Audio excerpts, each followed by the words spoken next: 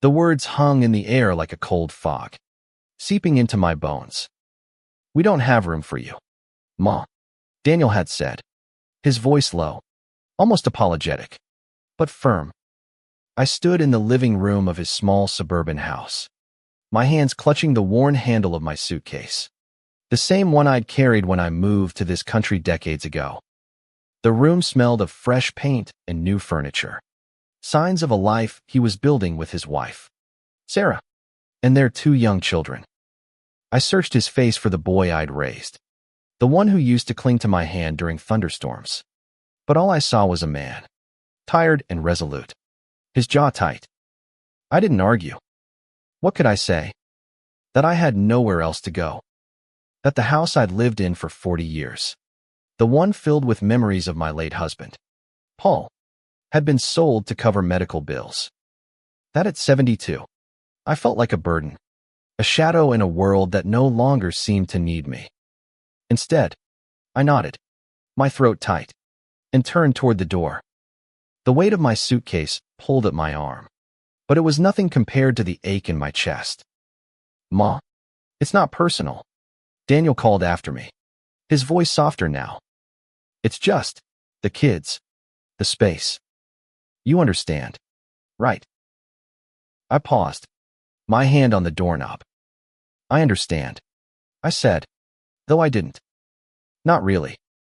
I stepped out into the chilly evening, the door clicking shut behind me. The street was quiet, the kind of quiet that amplifies your thoughts. I walked, not knowing where to go, the wheels of my suitcase rattling against the pavement. The sky was a bruised purple, and the air carried the faint scent of rain. I thought of Paul, how he'd always said we'd grow old together, surrounded by family. How naive we'd been. I ended up at a small motel a few blocks away, the kind with flickering neon signs and threadbare carpets. The clerk, a young man with tired eyes, barely looked up as he handed me a key. My room was small, the walls stained with years of neglect, but it was a place to rest my head. I sat on the edge of the bed, staring at the faded floral wallpaper, and let the tears come. They were silent, the kind that come when you're too tired to sob. I thought of Daniel's children, Lily and Max, their bright eyes and sticky fingers. I'd hoped to be their grandmother, to tell them stories of their grandfather, to bake cookies like I had for Daniel when he was small. But there was no room for me. The next morning, I woke to the sound of my phone buzzing. It was Daniel. I hesitated, my finger hovering over the screen. Part of me wanted to ignore it, to let the hurt fester. But I answered. His voice was frantic, nothing like the calm resolve of the night before. "Ma, where are you?" I found something. You need to come back." I frowned, my heart stuttering.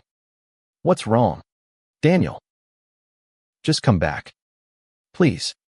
I was wrong. His voice cracked, and I heard something I hadn't in years fear, raw and unguarded. I returned to his house, the suitcase still in tow. Daniel was waiting at the door, his face pale, his eyes red-rimmed. Sarah stood behind him, holding a small wooden box I recognized instantly. It was Paul's, one of the few things I'd kept from our old life. I'd left it behind in my haste, tucked in a corner of the guest room where I'd been sleeping. "Ma, why didn't you tell me?" Daniel's voice was barely a whisper. He held up a letter, yellowed with age, its edges worn. I knew what it was before he said another word. It was the letter Paul had written to Daniel before he died, one I'd never had the heart to give him. I'd meant to, but the grief had been too raw, and then time had slipped away. "I didn't want to burden you," I said, my voice trembling. "You were so young when he passed. I thought it was better to let you move on." Daniel shook his head, tears spilling over. "You should have told me. All this time, I thought." He stopped, his breath hitching. "I thought you were just clinging to the past. But this changes everything." He handed me the letter, but I didn't need to read it. I knew every word by heart. Paul had poured his soul into it, writing to his son about the sacrifices we'd made, the love that had carried us through hardship, the dreams we'd had for him. It spoke of the house, our home, and how we'd built it not just for us but for him, for his future. It was a plea for Daniel to remember us, to hold space for us, even when we were gone. Sarah stepped forward, her face soft with guilt. We didn't know, Eleanor. We thought you were okay, that you had somewhere else to go. If we'd known. I looked at them, my son and his wife, and saw the weight of their regret. I wanted to be angry, to let the hurt spill out, but I couldn't. They were my family, flawed and human, just as I was. It's okay, I said, though it wasn't. Not entirely. I should have told you the truth. We sat down together, the three of us, in the living room that had felt so unwelcoming the night before. Daniel held the letter, reading it aloud, his voice breaking at every line. Sarah reached for my hand, her grip warm and steady. For the first time in years, I felt seen, not as a burden, but as a mother, a woman with a story worth hearing. As the sun rose higher, casting light through the windows, I realized something, the truth, painful as it was, had opened a door. Not just for me, but for all of us. We weren't perfect, but we were family. And maybe, just maybe, there was room for me after all. The days that followed were fragile, like walking on thin ice. Daniel insisted I stay, moving my suitcase into the guest room with a kind of urgency that felt like an apology. Sarah rearranged the space, adding a small chair by the window where I could sit and watch the garden. The kids, Lily and Max, didn't understand what had happened, but they sensed the shift. They clambered onto my lap, demanding stories, their laughter a balm to the wounds I hadn't realized were still bleeding. But the letter lingered in the air, an unspoken weight. Daniel carried it with him, rereading it in quiet moments, his face a map of emotions I couldn't fully read. I wanted to ask what he was thinking, but I held back. Some truths need time to settle, like dust after a storm. Instead, I focused on the small things, helping Sarah with dinner, teaching Lily how to braid her doll's hair, showing Max how to plant a seed in the backyard. These were the moments I dreamed of, the ones I'd thought were lost. One evening, as we sat around the dinner table, Daniel broke the silence. "Ma, why didn't you ever talk about Dad?" His voice was soft, but it carried a quiet accusation. Sarah looked down at her plate, and the kids, sensing the tension, went quiet. I took a deep breath, the memories of Paul flooding back. It hurt too much, I said finally. Every time I tried, it was like losing him all over again. I thought shielding you from that pain was the right thing to do. Daniel nodded, but his eyes were distant. I barely remember him, he admitted. Just bits and pieces. His laugh, the way he'd hum while fixing things around the house. But I don't know who he was. Not really. The words cut deeper than I expected. I'd spent so long protecting Daniel from my grief that I'd robbed him of his father's memory. He was a good man, I said, my voice steady despite the ache. He loved you more than anything. That letter, it was his way of making sure you knew. Sarah reached across the table, her hand resting on Daniel's. "We can learn about him together," she said, her voice gentle but firm. "All of us." That night, I couldn't sleep. I sat by the window in my room, staring at the moonlit garden. The letter had opened old wounds, but it had also given me something I hadn't had in years: hope. Maybe this was a chance to rebuild, not just with Daniel, but with myself. I'd spent so long defining myself as Paul's widow, Daniel's mother, that I'd forgotten who Eleanor was. The next morning, I found Daniel in the garage, sorting through a box of old photos I'd brought from the house. He held up a faded picture of Paul and me, young and smiling, standing in front of the house we'd bought together. "This was you?" he asked, a hint of wonder in his voice. I laughed, the sound surprising me. Believe it or not, I wasn't always old. I took the photo, my fingers tracing the edges. We were so happy that day. It was our first home, our big dream. Daniel sat down beside me, pulling out more photos. We spent hours there, piecing together stories, Paul's terrible cooking attempts, the way he'd dance with me in the kitchen, the late nights we'd spent dreaming of Daniel's future. For the first time, I saw my son not as the man who'd turned me away, but as the boy who'd lost his father too soon. As the days turned into weeks, I began to find my place in their home. I wasn't just a guest anymore.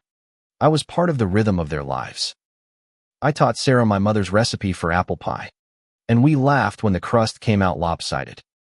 I read bedtime stories to the kids, weaving in tales of their grandfather's adventures. And with Daniel, I shared the truth not just about Paul, but about me. The fears, the regrets, the love that had carried me through. But there were still moments of doubt.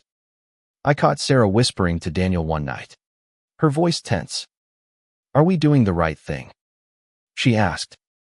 "The kids love her, but it's a lot, Dan." I froze, my heart sinking. Was I still a burden? Even now? Before I could spiral, Daniel's voice cut through. "She's family, Sarah. We make it work." His words were quiet but certain, and they anchored me. I wasn't just staying. I was wanted. By the end of the month, I felt a shift. The house didn't feel so small anymore. We were finding space not just in the rooms, but in our hearts.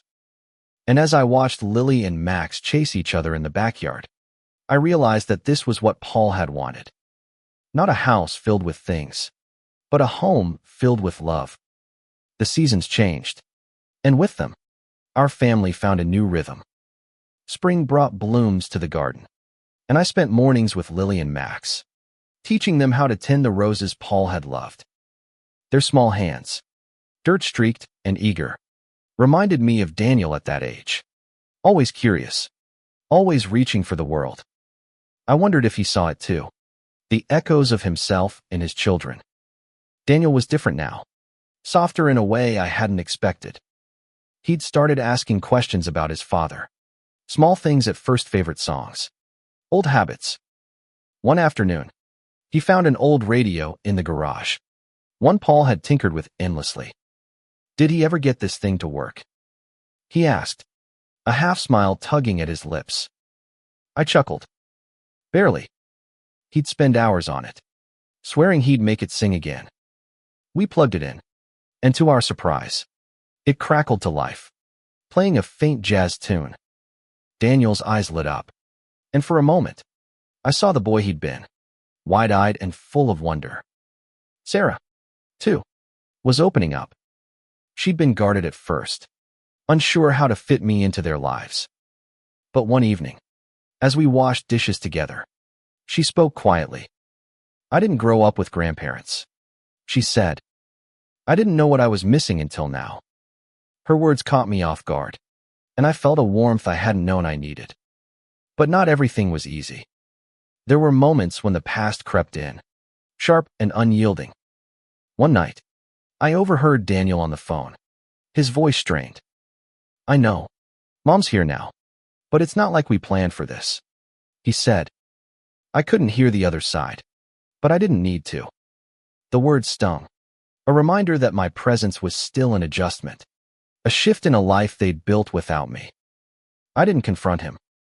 Instead, I focused on making myself useful, ironing clothes, helping with homework, cooking meals that filled the house with the sense of my childhood. I wanted to prove I wasn't a burden, that I could give more than I took. But deep down, I wondered if I was trying to convince myself as much as them. One afternoon, Lily came home from school with a drawing of family portrait. She said, there we were, stick figures with bright smiles, Daniel, Sarah, Max, Lily, and me, standing in front of a lopsided house. "That's you, Grandma," she said, pointing to a figure with gray hair and a big heart on her chest. I blinked back tears, overwhelmed by the simplicity of her love. That evening, I found Daniel in the living room, staring at the drawing taped to the fridge. "She's never done that before," he said, his voice thick. "Included anyone beyond us." He turned to me, his eyes searching. "Ma, I'm sorry. For that night. For making you feel like you didn't belong." I shook my head, my throat tight. "You were doing what you thought was best for your family. I can't fault you for that." "But I was wrong," he said, his voice fierce. "I read Dad's letter again last night. He talked about how you both sacrificed everything for me. And I pushed you away." We stood there, the weight of years between us. I wanted to tell him it was okay, that I understood. But instead, I hugged him. It was the first time in years, and his arms around me felt like coming home. As spring turned to summer, we started a new tradition: Sunday dinners where we'd share stories about Paul. Sarah brought out old recipes, and we'd cook together, laughing over his terrible taste and spices. The kids would listen, wide-eyed, as I told them about the time Paul tried to build a treehouse and ended up stuck in the branches. For the first time, I felt like I was giving them something real, something that tethered us to the past while building a future. But there was still a question lingering, one I hadn't dared to ask: how long would this last? I knew life could change in an instant: jobs, moves, new pressures. Would there come a day when the space they'd made for me would shrink again? The thought kept me awake some nights, but I pushed it aside, focusing on the present, on the laughter and the love. One evening, as we sat in the backyard watching the sunset, Max climbed into my lap. "Grandma, are you going to stay forever?" he asked, his voice small but serious. I looked at Daniel and Sarah, their faces soft in the fading light. "As long as you'll have me," I said, my heart full. And for the first time, I believed it might be true. Summer brought warmth, but it also brought challenges. Daniel's work grew demanding, his hours stretching late into the night. Sarah juggled the kids and her part-time job, her face often lined with exhaustion. I tried to ease their load, picking up Lily and Max from school, cooking dinners, keeping the house tidy. But I could feel the strain, the unspoken tension of a household stretched thin. One afternoon, I found Sarah crying in the kitchen, her hands gripping the counter. "I'm failing at this," she whispered. "The kids, the house, you, it's too much." I hesitated, then placed a hand on her shoulder. "You're not failing," I said. "You're doing more than most could." I wanted to say more, to tell her I'd leave if it made things easier, but the words wouldn't come. Instead, I made tea, and we sat together, the silence a kind of understanding. Daniel noticed the change too. One night, after the kids were asleep, he sat me down. "Ma, are we asking too much of you?" he asked, his brow furrowed. "You're doing so much, and I don't want you to feel like you have to." I smiled, though my heart ached. "I want to help. Daniel, this is my home now, too." But his words lingered, a reminder that my place here was still new, still fragile. To ease the tension, I suggested a family outing, a picnic at the park where Paul and I used to take Daniel. The kids were thrilled, running through the grass with kites we'd made from old newspapers. Sarah laughed, her face lighter than I'd seen in weeks.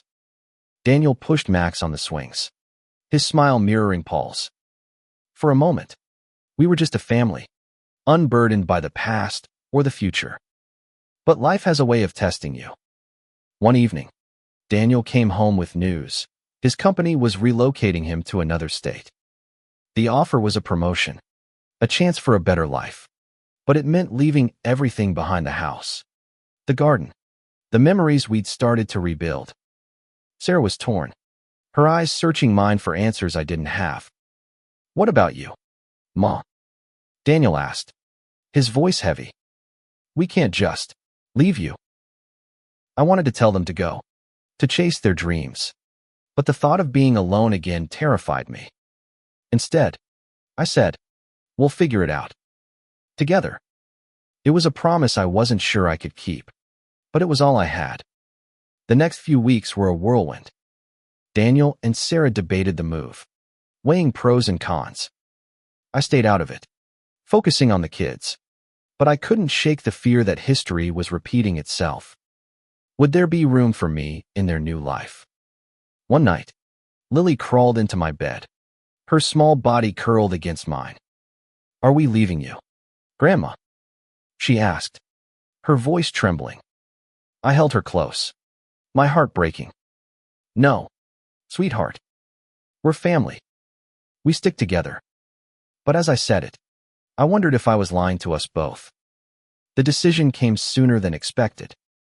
Daniel sat us down, his face resolute.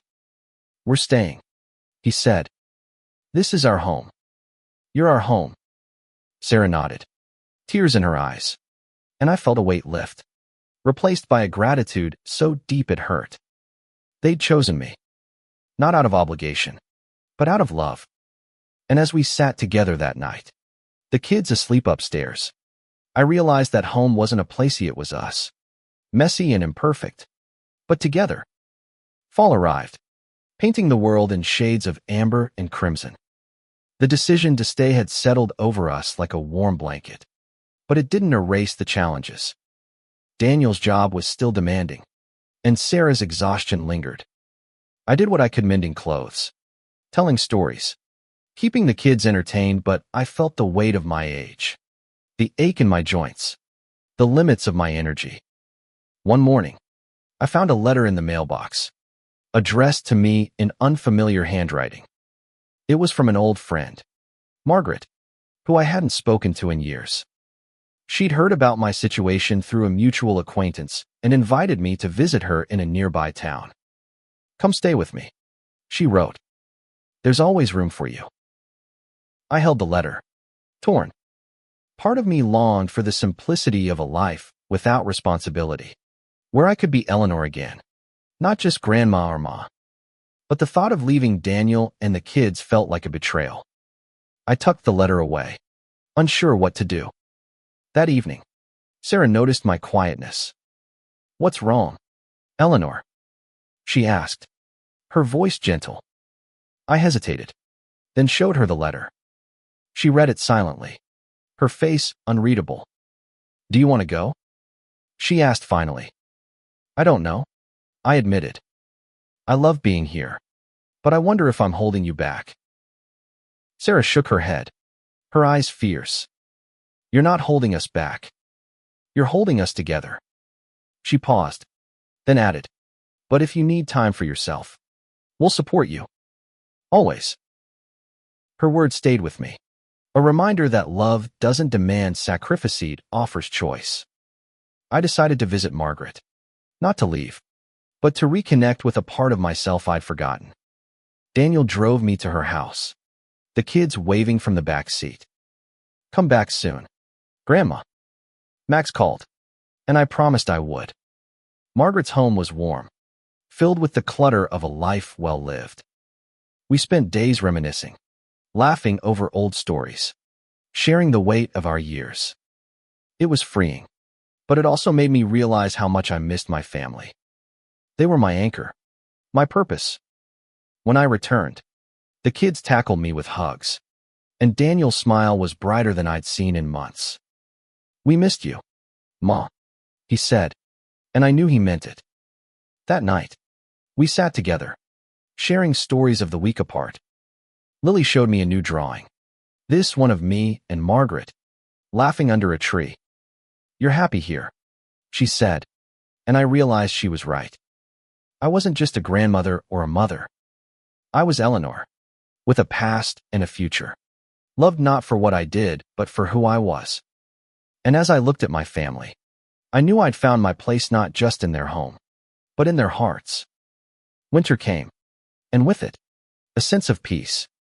The house was alive with the chaos of the holidays, Lily and Max stringing popcorn for the Christmas tree, Sarah baking cookies, Daniel untangling lights with a patience I hadn't known he had. I watched them, my heart full, knowing this was the life Paul and I had dreamed of. even if it looked different than we'd imagined. One evening, Daniel pulled me aside. "Ma, I've been thinking," he said, his voice steady. "We're turning the garage into a room for you. Your own space, not just a guest room. A place that's yours." I blinked, caught off guard. "Daniel, you don't have to. I want to," he interrupted. "You deserve it. We all do." Sarah nodded, her smile warm, and I felt tears prick my eyes. It wasn't just about a room. It was about belonging, about being wanted. The renovation took weeks, the kids buzzing with excitement as they helped paint and choose curtains. When it was done, the space was small but perfect: a bed, a bookshelf, a window overlooking the garden. My suitcase, once a symbol of my displacement, sat in the corner, no longer needed. On the first night in my new room, I found a letter on the pillow, written in Daniel's careful handwriting. "Ma," it read, "I'm sorry for the times I made you feel like there was no room for you. There's always room, and there always will be. Love, Daniel." I sat on the bed, the letter trembling in my hands. I thought of Paul, of the life we'd built, of the love that had carried us through loss and hardship. I thought of Daniel, who'd grown into a man I was proud of, and of Sarah and the kids, who'd welcomed me into their world. The next day, we gathered for breakfast, the table crowded with pancakes and laughter. Lily told a story about a snowman she wanted to build, and Max demanded I teach him how to make Paul's favorite hot chocolate. As I watched them, I realized that this was the truth I'd been searching for, not just in Paul's letter, but in the life we were building together. There would always be challenges, moments of doubt and strain. But there was also love, fierce and unyielding, that made room for all of us. And as I sipped my coffee, surrounded by my family, I knew I was exactly where I was meant to be.